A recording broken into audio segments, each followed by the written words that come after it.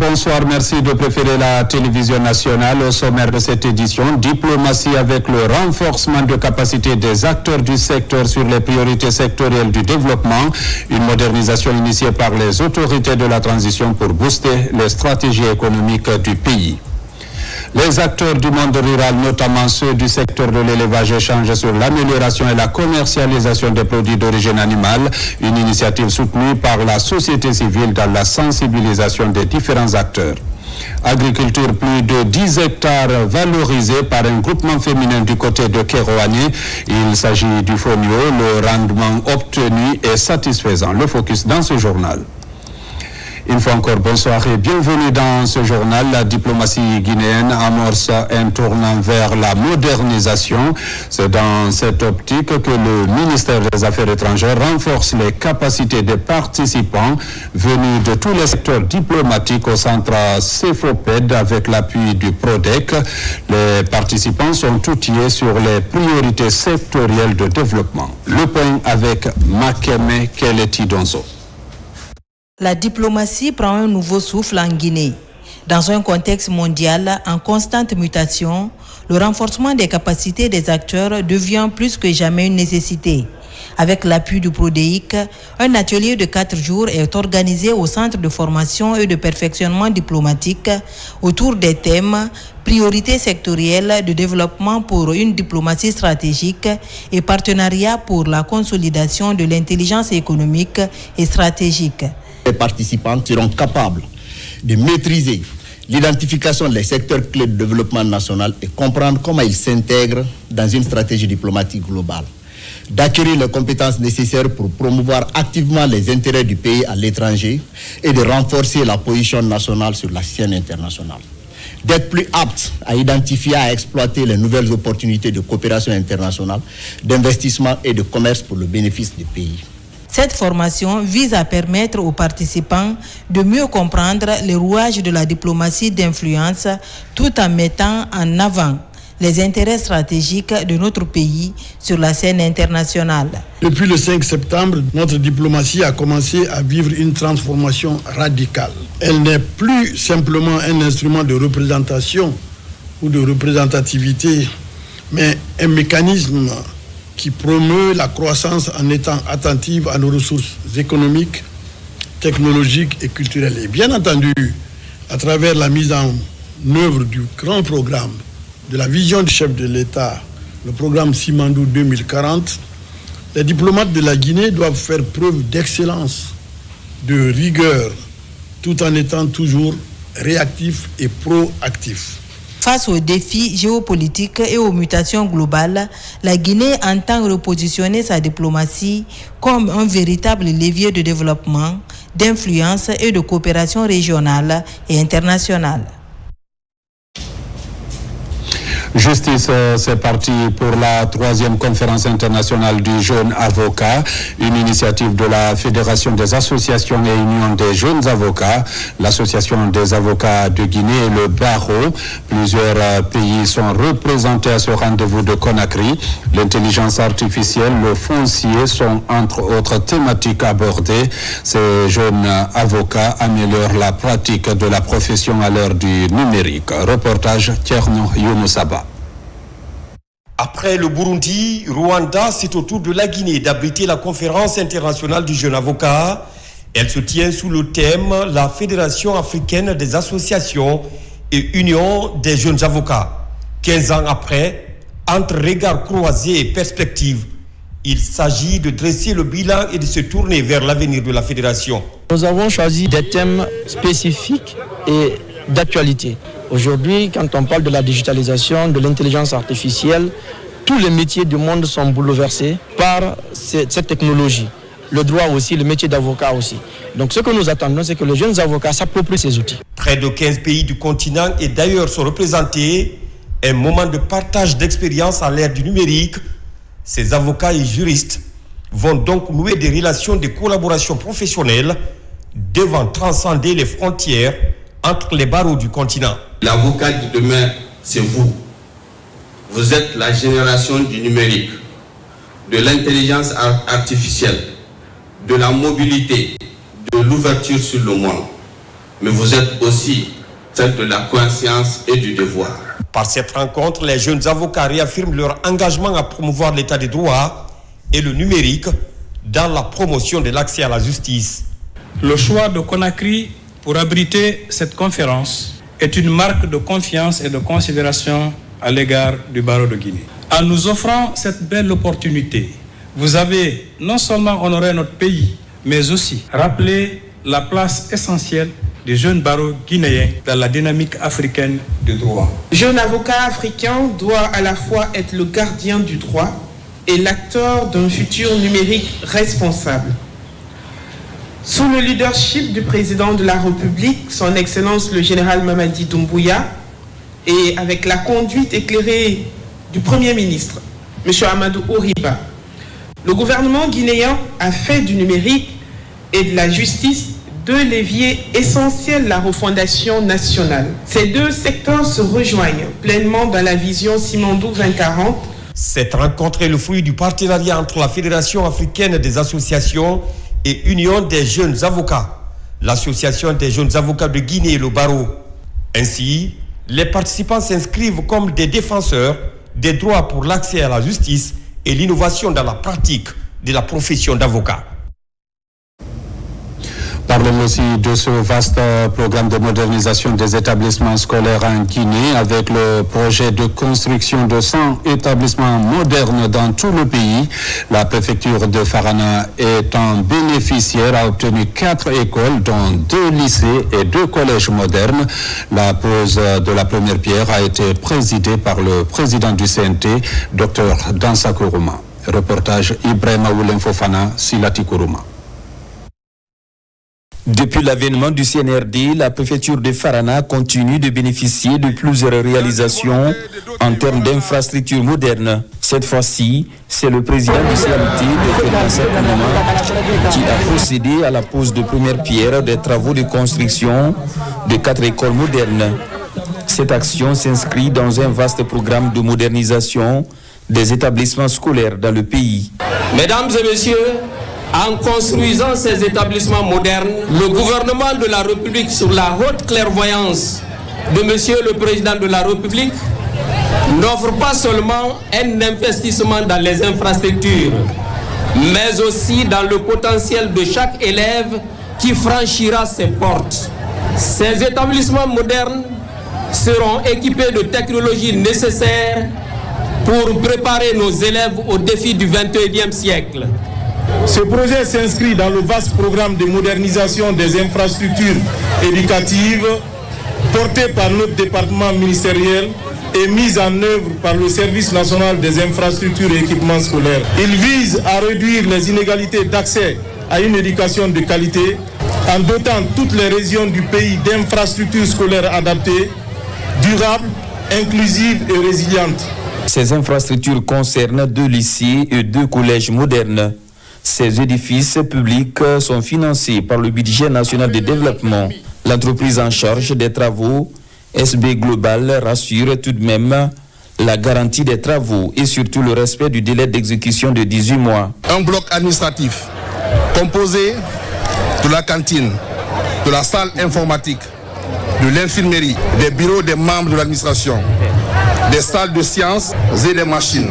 3 blocs pédagogiques composés chacun de 12 salles de classe, soit 36 salles de classe. Une bibliothèque, 2 logements, 2 blocs de toilettes, 2 cuisines sanitaires, un château d'eau et des équipements mobiliers. Aujourd'hui, nous procédons au démarrage de la construction d'un complexe scolaire moderne, connecté et futuriste dans la préfecture de Farana. Nous remercions le président de la République pour sa vision. Nous remercions Dieu qui nous a permis de vivre ces instants. Et nous remercions le ministre de l'Éducation nationale, Jean-Paul Sédi, pour que ces réalisations soient possibles. Je remercie aussi l'entrepreneur qui a pris le courage de préfinancer le démarrage de ces travaux. Au terme de cette cérémonie, des prières et bénédictions sont dites pour la paix et la quiétude sociale dans le pays. Dans le même registre, plus de 400 cadres s'apprêtent à rejoindre les institutions d'enseignement à travers le pays. En ce moment, l'Institut supérieur des sciences de l'éducation de Guinée-ISEG abrite la phase de soutenance de fin de formation. Leur déploiement viendra renforcer la qualification du système éducatif guinéen. Explication Maïmouna Beladialo. À l'Institut supérieur des sciences de l'éducation de Guinée, ISEG, la 17e promotion des professeurs d'école normale et des conseillers pédagogiques, maîtres formateurs, achève sa formation. Après 2 années d'études intenses en pédagogie, place désormais aux soutenances devant le jury. Nous avons pris toutes les précautions pour mobiliser les ressources humaines qu'il faut, avec les qualifications requises, pour mettre en œuvre rigoureusement le programme en tenant compte des exigences du LMD, qui utilise l'approche par les compétences. Donc je pense qu'il y a eu des rencontres en présentiel, plus suffisamment de travaux, parce qu'il est dit que dans le cadre de l'approche par compétences, ce n'est pas juste en écoutant le prof qu'on peut construire ses compétences, c'est quand on est mis en activité. Par rapport au PEN, c'est-à-dire les professeurs d'école normale, d'instituteurs, là, on a eu une promotion de bons cadres qui sont venus et je crois aussi que tout ce qu'on leur a inculqué aujourd'hui, ils vont repartir avec un bagage conséquent pour pouvoir servir leur pays. J'attends à ce qu'ils fassent preuve de tout ce qui a été fait ici. Ils sont plus de 400 à intégrer le système éducatif national. Leur formation s'inscrit dans la vision du CNRD qui ambitionne de rehausser la qualité de l'éducation en Guinée. Après 2 ans de formation, nous sommes très heureux d'annoncer à l'État et au ministère en charge de l'éducation qu'ils ont enfin un vivier vraiment consistant parce que c'est plus de 400 cadres formés et où ils peuvent puiser vraiment, qui peuvent valablement servir la nation dans le cadre de l'éducation en général. Ces enseignants formateurs seront déployés dans les écoles normales d'instituteurs, ENI, et dans le pré-universitaire où ils contribueront à la formation des futurs éducateurs et à l'amélioration des pratiques pédagogiques. Et puis, amélioration de la gestion et la commercialisation des produits et sous-produits d'origine animale dans les marchés. Les acteurs du monde rural, notamment ceux du secteur de l'élevage, sont en discussion. La société civile accompagne le processus à travers des campagnes de sensibilisation pour lutter contre la prolifération des maladies liées à la mauvaise gestion des produits d'origine animale. Le point avec Falilou Diallo. Les acteurs de la filière bétail des différentes régions du pays en ordre de bataille pour une consommation et commercialisation des produits de l'élevage. À Conakry, point d'épilogue de l'exercice, la société civile accompagne le processus. Si vous partez par exemple dans les boucheries, vous constatez que ces viandes sont exposées à l'air libre. Et ce n'est pas possible parce que ça doit rentrer dans la consommation humaine. Donc, il y a certaines règles d'hygiène qu'on doit observer pour que ces gens qui viennent acheter ne trouvent pas des maladies. Tout le monde a compris vraiment que la viande est un produit très sensible et que son utilisation rationnelle doit être un vecteur très important pour la santé de la population. Les acteurs de la filière ou autres organismes impliqués dans la vente des produits de l'élevage se concertent. Ils apprennent les nouvelles techniques de conservation et de vente des produits d'origine animale. Nous allons passer dans tous nos abattoirs parce que c'est les abattoirs qui sont chargés de donner aux acteurs détaillants de la viande. Je félicite non seulement le directeur régional pour son effort fourni et la CONASEC en symbiose avec nous autres acteurs pour la réussite de cet atelier. C'est pour cela que toutes les couches sociales ont été invitées ici, à savoir les administrateurs de marché, les vétérinaires, les religieux, les éleveurs eux-mêmes. Près de 2000 acteurs impliqués dans la conservation et la commercialisation des produits sont ainsi outillés en ligne de mire à réduire les risques liés à la consommation des produits d'origine animale.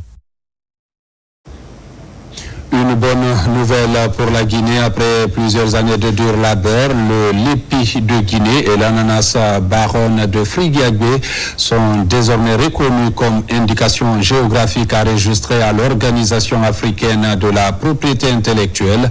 Le directeur général de cette institution, en séjour à Conakry, a remis mercredi aux autorités guinéennes les certificats d'enregistrement de ces produits. Reportage Abdul Karim Kamara.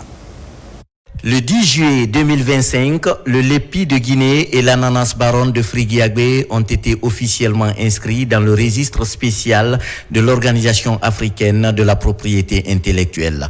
3 mois après, ces produits rejoignent le panthéon matériel et immatériel de la Guinée. Ici, le directeur général de l'OAPI remet à la ministre de l'Industrie les certificats en indication géographique protégée du lépi et de la baronne. Dr Diaka Sidibé remet à son tour ces certificats aux acteurs des deux produits. Guidé par la vision de son Excellence, Monsieur le Président de la République, chef de l'État, Général Mamadi Doumbouya, la Guinée a fait le choix de bâtir des chaînes de valeur industrielle cohérentes, capables de transformer ses richesses en prospérité durable.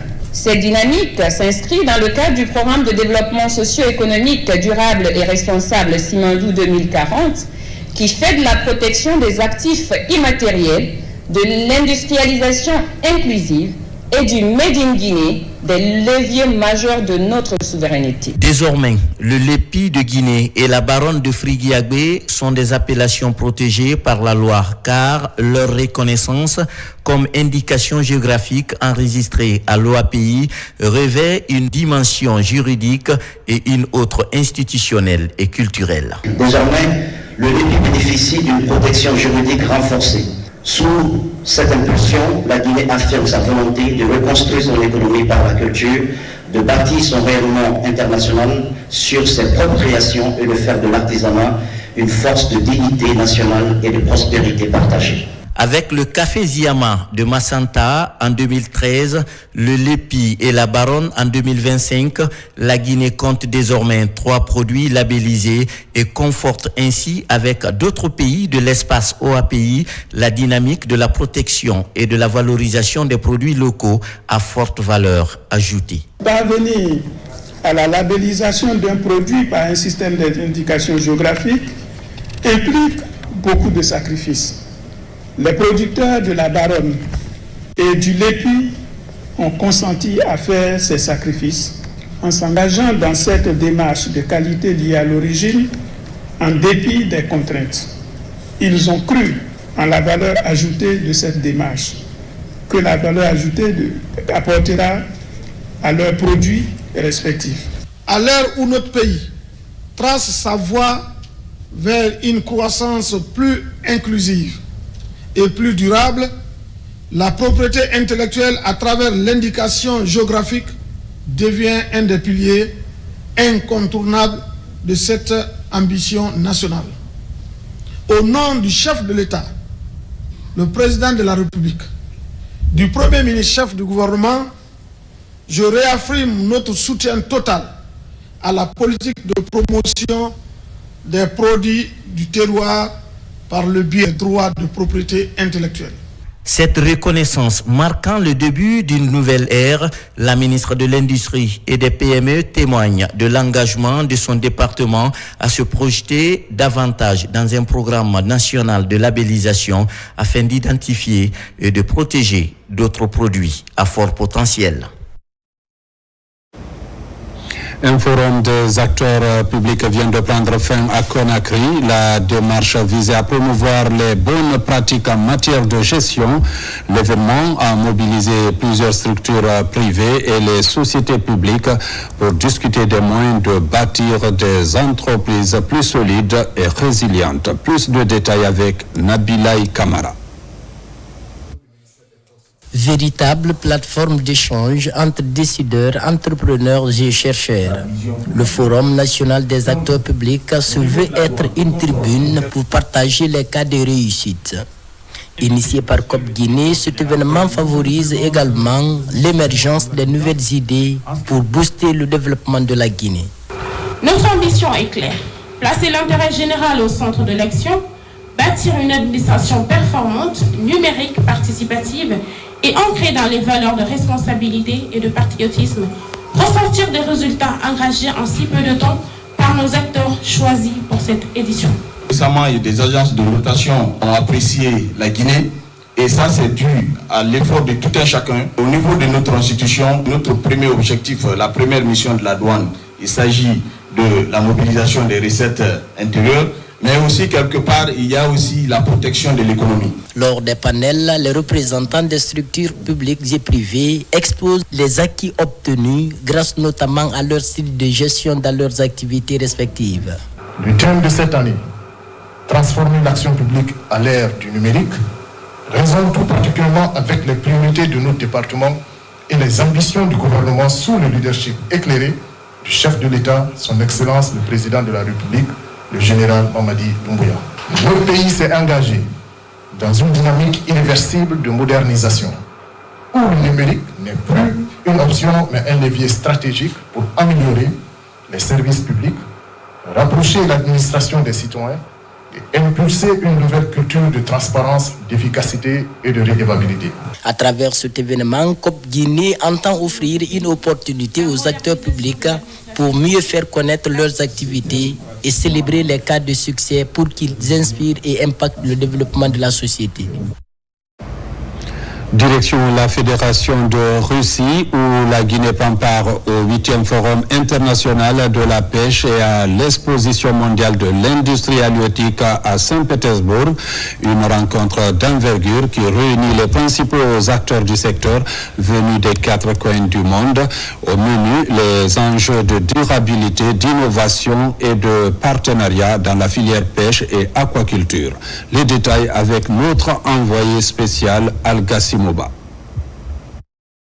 C'est une délégation guinéenne conduite par la conseillère principale du ministère de la Pêche et de l'économie maritime qui représente la Guinée à ce rendez-vous mondial de la filière halieutique.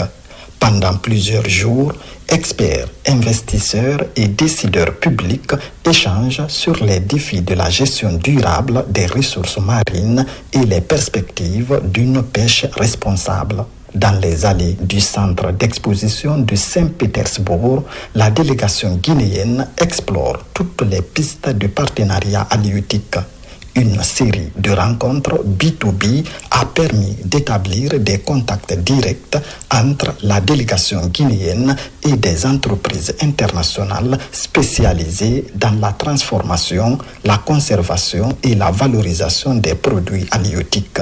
De cette participation, nous avons eu droit à voir les bonnes pratiques dans le domaine de la pêche, les méthodologies et les technologies de surveillance de la pêche. Le futur de la pêche, ça doit être dans l'aquaculture. L'aquaculture représente dans certains pays la moitié de la pêche maritime. Cette participation s'inscrit dans la volonté du gouvernement guinéen de renforcer la coopération internationale, promouvoir le label Pêche durable de Guinée, ou encore favoriser la création d'emplois à travers la transformation locale des produits de la mer. Nous sommes sur notre plan de développement socio-économique Simandi 2040. Donc il est important que nous fassions des offensives pour aller vers les investisseurs, pour aller investir en Guinée. Donc la Russie a beaucoup de potentialités, beaucoup d'expérience dans ce domaine. Ça a été une bonne expérience et je pense que nous allons en tirer des avantages. Au terme de ce forum, plusieurs pistes de collaboration seront identifiées. La présence de la Guinée à Saint-Pétersbourg marque son engagement à s'ouvrir davantage aux échanges et à bâtir une économie bleue, inclusive et prospère. À présent, parlons de l'amélioration du dispositif guinéen dans le montage de projets bancables en vue de leur financement, notamment dans le secteur de l'accès à l'eau. Des spécialistes de plusieurs structures étatiques et privées viennent d'échanger sur la question ici à Conakry. Le processus est soutenu par l'Union africaine pour de meilleurs accès au financement lié à l'eau dans les pays touchés par le dérèglement climatique. Reportage Mamadou Alpha Baldé. Dans le combat global de lutte pour l'acquisition de financement en faveur du climat, le bon calibrage et la pertinence des projets restent un défi dans plusieurs pays à faible capacité d'adaptation. Justement, avec l'Union africaine et le Fonds vert climat, la Guinée, à travers ses instances nationales, renforce les capacités des acteurs locaux pour plus de financement des projets bancables dans le secteur de l'eau, par exemple. Nous organisons aujourd'hui cet atelier renforcé pour permettre aux délégués guinéens, aux membres de l'autorité nationale désignée, ainsi que le comité de suivi et le comité technique, de pouvoir s'imprégner des informations, des critères d'éligibilité, des modalités d'accès et surtout quelles sont les conditionnalités qui sont liées à la structuration des projets bancals qui seront soumis au Fonds vert climat. Ici, il est question pour ces spécialistes publics et privés de mieux maîtriser les procédures souvent rigoureuses des organismes de financement, mais aussi les termes et techniques permettant de monter des projets bancables dans le domaine climatique. Ce cadre d'échange permettra à l'AND de jouer pleinement son rôle de coordination, d'évaluation et de facilitation dans le processus d'accès au financement climatique. GWP Afrique salue les efforts remarquables de la République de Guinée pour structurer son architecture nationale de financement climatique, notamment à travers l'opérationnalisation de son AND. Avec l'appui du Partenariat mondial pour l'eau, Afrique du Sud et de l'Ouest, la Guinée compte désormais faire partie des pays les mieux préparés dans le montage et le financement des projets verts. Allons à présent dans la commune rurale de Damaro, dans Kéroane. Là-bas, la culture du fonio est le pilier des exportations agricoles. Aujourd'hui, c'est le grand jour pour lancer officiellement la campagne de récolte. Le domaine est estimé à plus de 10 hectares, valorisé par un groupement féminin, un vent de renouveau pour offrir des opportunités d'emploi en milieu rural. Images et témoignages avec Djamokaba. À la périphérie de la commune rurale de Damaro, c'est le grand jour pour le groupement Kémonyama. Sur ce périmètre de 10 hectares, il célèbre la récolte du fonio pour démontrer son engagement en faveur de cette petite céréale aux 1000 vertus. Plus de 100 passionnés sont sur pied pour assurer le défrissage, le ramassage et le transport du fonio. Un symbole de solidarité pour contribuer à valoriser le fonio, un produit phare très convoité sur le plan national et international. Le fonio est une graine d'avenir. Depuis des années, notre groupement fait ses preuves dans ce bassin de production. Mais les opérations sont jusque-là traditionnelles.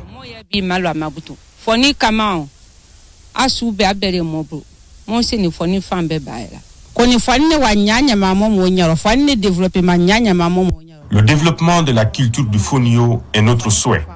Pour atteindre cet objectif, nous comptons vraiment sur l'apport du gouvernement. Kémonyama bénéficie du soutien moral des autorités locales, mobilisées pour afficher les grandes attentes du programme Simandou 2040.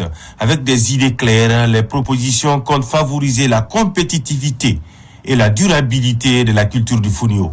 Un groupement aujourd'hui de référence ici à Simandou qui, depuis à l'aube, depuis le 21 septembre, a pris toute sa responsabilité. Bien que ce groupement-là existait bien avant, mais avec l'explication, l'idée de développement, donc la projection donc des idées du général président Mamadi Doumbouya, qui a réveillé encore la conscience de ce groupement, qui depuis lors est en train de se battre corps et âme pour prendre sa part dans le programme de développement, programme Simandou 2040. Cet investissement privé des paysannes passionnées interpelle la politique agricole du pays pour accroître la production nationale. Chaque année, les intentions de culture sont revenues à la hausse pour répondre aux multiples enjeux de la souveraineté alimentaire. Mesdames, Messieurs, c'est la fin de cette édition. Merci de l'avoir suivi et bonne suite de programme sur la télévision nationale.